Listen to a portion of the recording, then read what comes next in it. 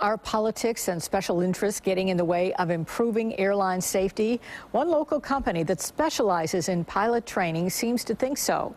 Investigative reporter Luke Moretti has more on this. Luke. Well, Jackie, the Federal Aviation Administration is proposing significant changes to pilot training, but with the airline industry trying to hold the line on costly mandates, how involved will this training actually be?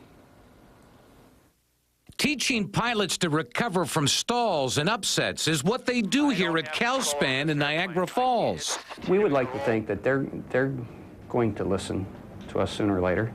Company President Lou Knott says there's still some resistance to giving pilots that training in flight rather than ground simulators. There's a lot of special interests and politics involved in this that, in our view, tend to be overriding the safety.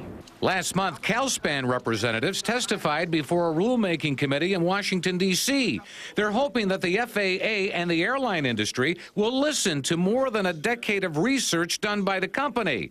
That research, Lou Knott tells me, concludes that loss of control training ought to be done in the sky. You can't get the real-world stresses in a ground simulator because the pilots know they're in a simulated cockpit in the ground and they can't hurt themselves. The FAA's proposal draws from the lessons of Flight 3407 that crashed and killed 50 people in Clarence Center more than 2 years ago. For one, pilots would have to know about stall recovery. For many years, Calspan has been providing this kind of in-flight training to corporate pilots and Navy pilots, and it makes you wonder why commercial airline pilots aren't receiving this kind of training. The FAA, they're not proactive, they're reactive, they're inactive.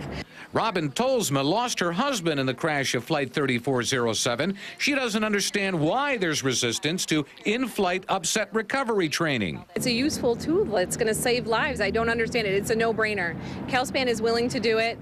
It just seems like it would make sense. We're going to keep trying to get our voice heard. Now, Calspan officials say they're convinced there are better ways to train pilots to deal with loss of control. They again point to their research. In the meantime, they say the problem is not getting solved. Luke Moretti, News 4.